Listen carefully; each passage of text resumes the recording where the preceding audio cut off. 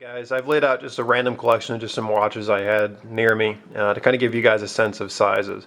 So we'll start on the low end. These watches are roughly 36 millimeters, and then I'll go up to a 52 millimeter watch to kind of give you guys a sense. There are watches larger and smaller than the range I have here. The smallest watch I own is 36 mil, and the largest watch I own is 52. So this should give you a pretty good kind of bookend of the segment. Anything smaller than a 36, I'd say as a male at least, it's probably not something you're going to want to be wearing. I say that just because of traditional standards and stuff, it's probably going to wear pretty small on your wrist these days. And I'd say anything larger than a 52 millimeter watch, honestly, is going to be extremely uncomfortable in my opinion for everyday wear. So that said, to each their own, but I think this will give you guys a pretty good sense of the range. So the way I like to look at this is, I think for watches in the 36 millimeter range, I think this is more the size you guys can be familiar with. It's like a traditional dress watch. You know, the Patek Philippe Calatravas, the Rolex Datejust, the Rolex Presidents.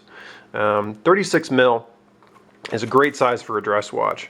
And so on the wrist, and again I have a 7.5 inch wrist, you know, it'll take up a good portion of the middle of your wrist. And this to me is like the perfect size for a dress watch. So if you guys are out there looking for a dress watch and you see something that's 36 mil, it should wear pretty well on your wrist, and that'd probably be my recommendation for a dress watch is 36 mil. Now you can go up on dress watches to 40 millimeters now these days, and I'd say even at 40, you know, that's a pretty good size as well for a dress watch. So like we have this Shinola over here, and this Shinola is around the 40 millimeter range, and so this one you're getting a slightly, again, larger watch. And just kind of compare there for you. Sorry about the glare there. A 40 millimeter versus a 36 millimeter. So a lot of the legibility of the watch is going to come down to the dial to case ratio. So two things you want to take into consideration. So here's an example of another 40 millimeter watch. You'll notice the dial on the Shinola is actually significantly larger than the dial on this other 40 millimeter Seiko over here. And the reason is that the ratio of the dial to the surround of the dial is actually larger than the surround. On the Seiko, where the Seiko there's just, whoops, there's a smaller dial with a much thicker case around it.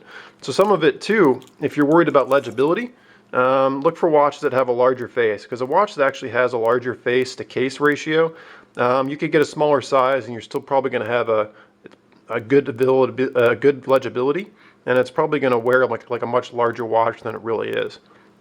So if you're looking at a 36 millimeter watch, you know, something like this Orient here, that's still going to have a pretty large dial for the size. The case is relatively thin compared to the dial.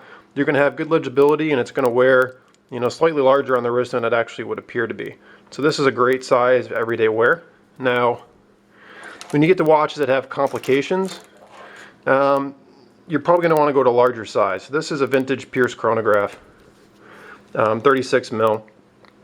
And honestly, with the dials on there being reasonably small, and the color of this dial isn't helping it either, this watch has pretty poor legibility and it's kind of hard to see. So if you're looking for a watch that has complications or a sporting watch, I'd recommend you go with something 40 mil or larger, because you're going to be able to see those subdials much better, and you're going to have much better legibility overall. Because when you're dealing with a high complication watch, you know, every one of these subdials is marked and there's information on there. And if the watch is only 36 mil, you can just see here on this example, the legibility, and these both have Arabic numerals on them, so this is a good comparison. The legibility at the 40 millimeter Shinola is considerably better than that of the Pierce at 36 mil. Granted, the Pierce has like a salmon color dial, which isn't helping its legibility.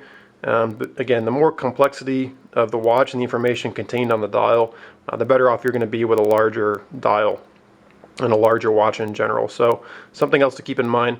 So my personal recommendation, you're welcome to do whatever you feel is best for you. I would avoid watches that are more complex. Basically anything that's not a dress watch, I probably would avoid getting 36 mil. I'd probably step up to something 40 millimeter. And actually looking at these two, this Shinola is probably maybe a 41. But Even looking at these two, so you have this vintage Seiko over here, and you have this Shinola. These two watches are roughly the same size, but again, taking back to what I said, paying attention to the dial size to case ratio. The Shinola dial is that much larger than that of the Seiko, so again, legibility on the Shinola is considerably better than the Seiko. So something else to kind of take into consideration, you know, if you're buying your watch to keep track of time, or if you're going to be using it for complications, like a chronograph, you want to make sure that at a distance you have good legibility and you can see what's going on with it, right? So my recommendation, again, if you're going to go with a 36mm watch, I wouldn't do anything other than a dress watch at that size, because there you're going to have, you know, a minimalist dial where there's not much information to keep track of. It's more just for aesthetic, and I think dress watches at 36mm just wear really nice. But if you're getting into something more sports-like, I would suggest you step up to a 40mm or larger. And most dive watches, like here's my Seiko Monster, most dive watches are the 40 to 42mm range. This goes for the Rolex Submariners and the Omega Seamasters, etc. So if you're looking for a dive watch, I'm sure if you look hard enough you could find dive watches in the 36mm range, but I would definitely consider looking at dive watches that are at least 40mm. And to me, this is kind of like the best size of watches in general. If I was going to recommend a size to somebody that doesn't know much about watches or just getting involved, I would go with a 40mm watch. And this to me is kind of like the perfect size for everyone. And I see women wearing 40mm watches these days too. Like the Rolex Daytona that I used to own is a 40mm watch. And I've actually seen quite a few women wearing those as well, and I think a woman can wear that size just as easily as a man can, and I think that's kind of a great balance of everyday comfort and wearability with also great legibility. Again, when you get below 40, especially on more complex watches, your legibility is poor, and it can be kind of hard to get information at a glance. And when you get above that, you kind of run into your own issues too. So here, you know, here's a 44mm dress watch. Now this watch has really good legibility. The problem with something like this is, as you can see, it takes up a large block on my wrist, and it impedes flexibility on your wrist. And of course, if you're right-handed or left-handed like me and you wear your watch on your right, you can get the crown to dig into your arm, which is fun.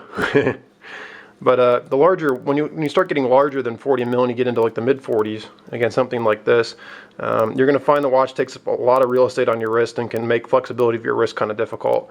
And it can just kind of have a bulk to it. This watch having a leather strap isn't that bad, but on a bracelet, these watches start to get really heavy. And where things get really crazy is when you get up to like the 40s, so this is, or the 50s. So this is a 52mm watch, and it weighs a ton, and if this was on a bracelet, this would weigh ridiculous amount of, well, it would weigh a ton, even more. But you know, at this point you're getting into enormous straps or enormous bracelets, and now I have basically no wrist left. This watch takes up my entire wrist.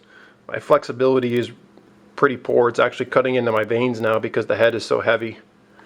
And legibility is going to be great, but now you're basically carrying around this enormous weight on your wrist. And so it's cool and it can be fun, and you know, for like, if you like people noticing your watch, this is kind of the way to go. You'll definitely get people's attention wearing a watch this large, but you know, something like this every day is just bulky, and you know, if you put it down on the desk or anywhere, you just kind of, you end up scraping the head of the watch along everything you kind of touch. It's just like carrying a big weight strapped to your wrist. It's kind of annoying. So again, this video's kind of been all over the place, and sorry, I'm just kind of making this up as I go, but I would recommend the 40mm watches is the way to go. Unless you're looking at a dress watch. 36mm for a dress watch, great size. Honestly, a 40mm dress watch works just as fine as well. If you're going for something more complex, I would avoid smaller watches. Anything below 40 I'd probably stay away from. Even a 40mm watch like the Daytona, because the dial is so small compared to the case, you don't really get really good legibility from a distance. So if you're looking at a highly complex watch, look for a good dial to case ratio where you have good legibility if you're actually going to be using it for anything important. And if you're looking for a dive watch, again, 40mm to me is the way to go. 40 to 43, 44 I think is kind of the great range of size. So if you're looking for your first watch and you don't really know what size to go with, I highly recommend you go in between the 40 to 44mm range, unless you're looking at a dress watch, in which case 36 is good.